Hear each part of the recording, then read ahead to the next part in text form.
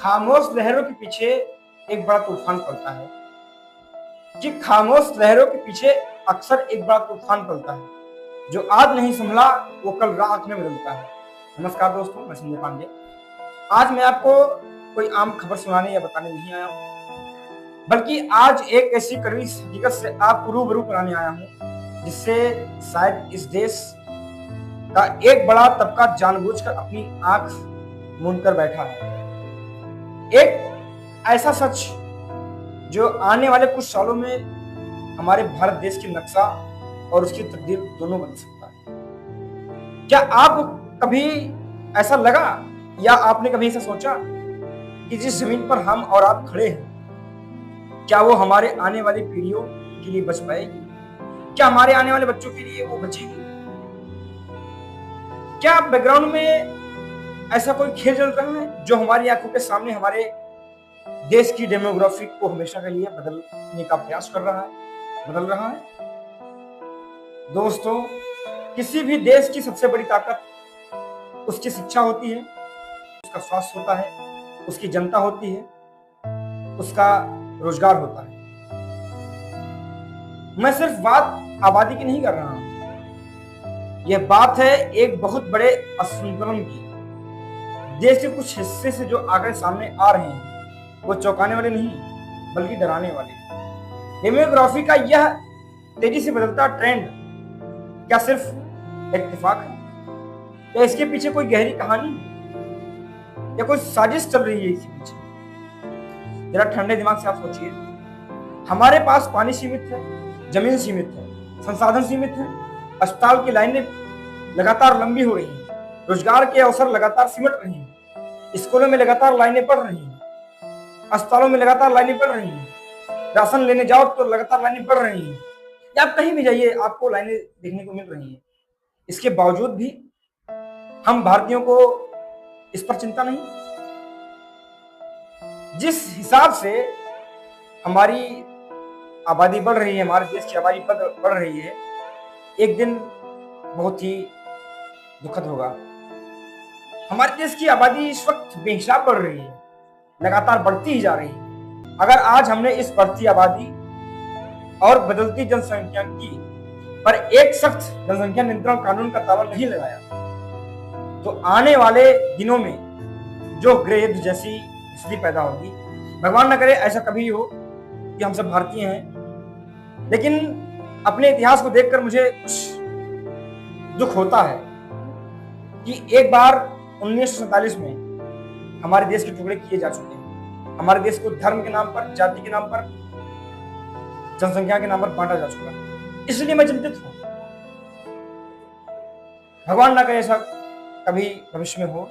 यदि होता है ऐसा तो इसका जिम्मेदार कौन होगा? सरकार में इसका क्या दोष? सरकार का इसमें क्या दोष?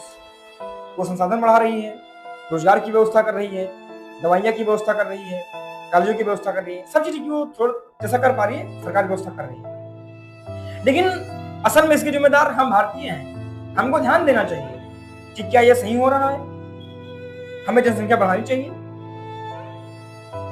लेकिन आज के समय में असीमित रफ्तार का मुकाबला बढ़ता जा रहा है, लेकिन क्या वो इस असीमित रफ्तार को रोक पाएंगी?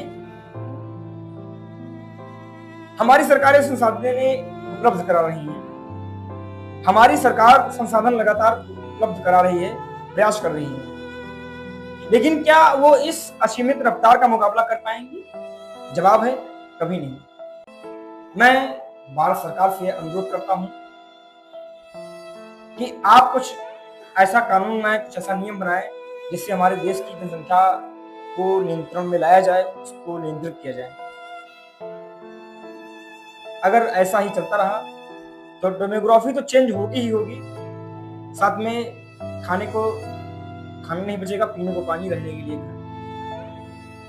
मेरे हिसाब से, मेरी राय से सरकार को ऐसा करना चाहिए, जो भी व्यक्ति है, जो सरकारी सर्विस वाला है या जो बिजनेसमैन है या जो जिसकी आय अच्छी है, वो उसके अगर 2 बेटियां हैं तो बेटे का प्रयास ना ही करे, अगर उसको बेटा चाहिए तो वो अनाथ आश्रम से बेटा लेते हैं।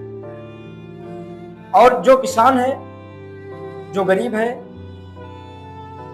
वो अगर उसके 2 पुत्रियां हैं तो एक और पुत्र का प्रयास कर सकता है, करना चाहिए।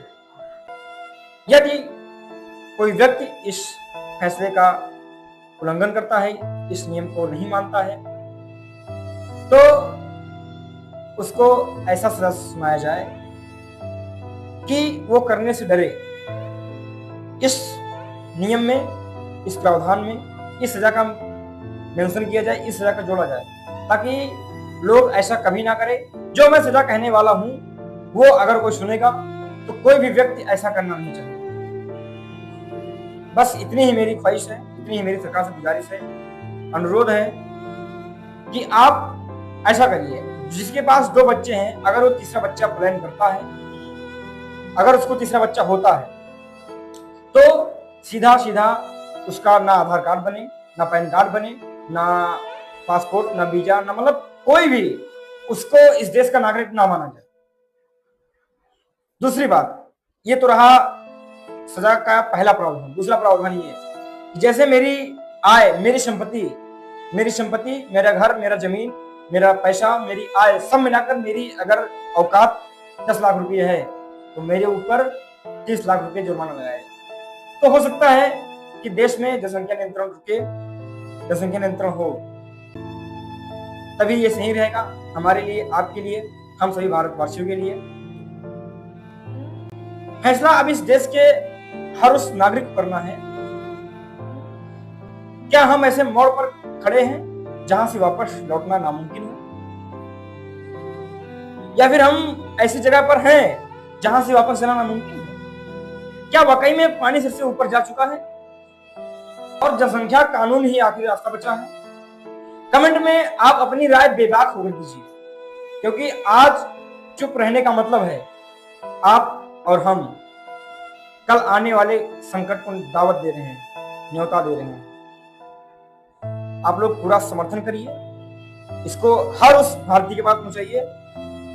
इतना इस वीडियो को शेयर करिए, इतना इस वीडियो को शेयर करिए कि यह वीडियो सरकार तक पहुंच जाए और सरकार इस पर जल्द कुछ न कुछ संशोधन करे, कानून में जैसे सरकार को लगेगा सरकार करेगी, क्योंकि मुझे सरकार पे पूर्णतः भरोसा है, वो इसके विषय में कुछ न कुछ करेगी। चलते चलते मैं आखिरी बात उनके लिए जो अब भी सो रहे हैं, संसाधनों की जंग में तुम कब टिक पाओगे? संसाधनों की जंग में तुम कब टिक पाओगे? जो आज कानून ना बना तो कल तुम कहां जाओगे? जय हिंद, जय भारत, धन्यवाद। राष्ट्र सर्वोपरि।